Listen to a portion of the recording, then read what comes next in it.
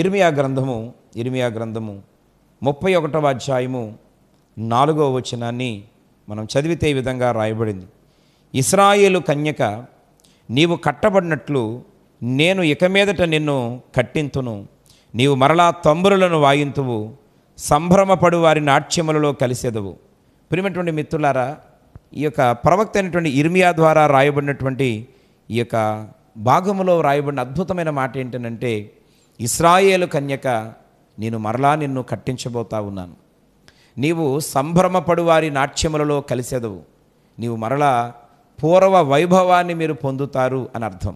ఈరోజు ఈ యొక్క మాట యొక్క భావం ఏంటంటే, ఈరోజు చాలాసార్లు ప్రియులారా మనము గత జీవితంలో కలిగి ఉన్నవి ఈనాడు పోగొట్టేసుకున్నాం. నీ జీవితంలో ఆత్మీయతలోకి వచ్చిన తర్వాత కూడా దేవుని కొరకు బహుబలంగా జీవిస్తూ ఉన్నా, ఆత్మీయంగా జీవిస్తున్న కొన్ని శోధనలు, కొన్ని ఇబ్బందులు ఈరోజు మనకు వచ్చి మనం ఇబ్బంది పడినటువంటి పరిస్థితులు ఉన్నాయి. ఈరోజు చాలా నువ్వు పోగొట్టుకున్నావు. బహుశా ఒక ఉద్యోగం పోయిందేమో, లేకపోతే నీ రావాల్సినటువంటి ఆదాయం పోయిందేమో, నీ వ్యాపారంలో చాలా నష్టాన్ని నువ్వు రుచి చూచావేమో. ఈరోజు ప్రియమైన మిత్రులారా, నీకున్నటువంటి ఆ పశువుల వంటి ఏమైనా పోయినాయేమో. ఈరోజు నీ వస్తువును పోగొట్టుకున్నావేమో, ఈరోజు మనుషులను కూడా నువ్వు పోగొట్టుకున్నావేమో, నీకు కావలసిన వారు నీకు దూరం అయ్యారేమో. దేవుడు ఈ సందర్భంగా మాట్లాడుతున్నాడు. నీవు పోగొట్టుకున్న వాటిని మరలా నేను మీకు ఇవ్వబోతూ ఉన్నాను.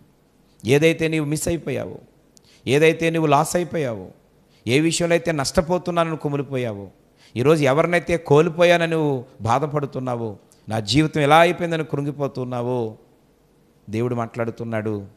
నీవు పాపమనే కాడి కిందకు వెళ్లకుండా, దాస్యమనే కాడి కిందకు వెళ్లకుండా, ఆత్మ సంబంధమైనటువంటి యేసయ్య కాడి నువ్వు మోయడానికి నువ్వు ముందుకు రాగలిగితే ఆయన మరొక్క మాట ద్వారా నేను బలపరుస్తున్నాడు.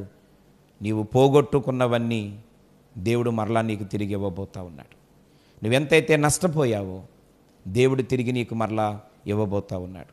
నువ్వు ఎవరినైతే కోల్పోయావో దేవుడు వారిని నీకు మరలా దేవుడు ఏర్పాటు చేయబోతా ఉన్నాడు. నీ జీవితంలో ఈరోజు పిల్లల ప్రేమ దూరం అయిపోయిందా? భర్త ప్రేమ దూరం అయిపోయిందా? భార్య ప్రేమ దూరం అయిపోయిందా? ఈరోజు సమాజం నిన్ను శత్రువులుగా చూస్తూ ఉన్నారా? దేవుడు చాలా స్పష్టంగా తెలియజేస్తున్న విషయం ఏంటంటే, వారందరూ తిరిగి మరలా నీ దగ్గరికి వస్తారు. నువ్వు పోగొట్టుకున్నవన్నీ తిరిగి మరలా దేవుడు నీకు ఇవ్వబోతా ఉన్నాడు. ఇంతవరకు అవన్నీ కోల్పోయానని కన్నీరు కారుస్తూ, కుమిలిపోతూ, ఏడుస్తూ, జీవితంలో ఇక ఎప్పటికీ కూడా నేను కోలుకోలేనని బెంగ పెట్టుకొని జీవిస్తున్నావా? ప్రభు ధైర్యంగా ఉండమని సెలవిస్తున్నాడు. ఆయన నువ్వు పోగొట్టుకున్నవన్నీ మరలా తిరిగి సంపాదించుకోబోతున్నావు. ఏమైతే పోగొట్టుకున్నావో, ఈరోజు నీ జీవితంలో వివాహమైన తర్వాత అనేక మంది బిడ్డలను పోగొట్టుకున్నావా? పుట్టడం చనిపోవడం నీ జీవితంలో జరుగుతూ వచ్చిందా? ఈరోజు నీ జీవితంలో ఏదైతే నువ్వు నష్టపోయావో, లాస్ అయిపోయావో, దేవుడు అంటున్నాడు, తిరిగి మరలా నేను ఇవ్వబోతూ ఉన్నాను. ఇశ్రాయేలు కన్యక, నీవు మరలా తంబురలను వాయిస్తావు, సంభ్రమపడు వారి నాట్యములో నీవు కలుస్తావు. అనగా ఆ పోయినటువంటి సంతోషం, ఆ పోయినటువంటి బలం, ఆ పోయినటువంటి ఆరోగ్యం, పోయినటువంటి ఆ యొక్క అద్భుతమైనటువంటి ఆధిక్యత తిరిగి మరలా నీవు పొందుకోబోతున్నావు. నూతనమైనటువంటి శక్తి సామర్థ్యాలను దేవుడు ఇవ్వబోతూ ఉన్నాడు. కనుక నీవు బాధపడకుండా ధైర్యంగా ఉండి ప్రభు యొక్క చిత్తాన్ని నువ్వు అనుసరిస్తే ఈ యొక్క వాగ్దానాన్ని దేవుడు ఖచ్చితంగా నీ జీవితంలో ఆయన ఖచ్చితంగా నెరవేరుస్తాడు.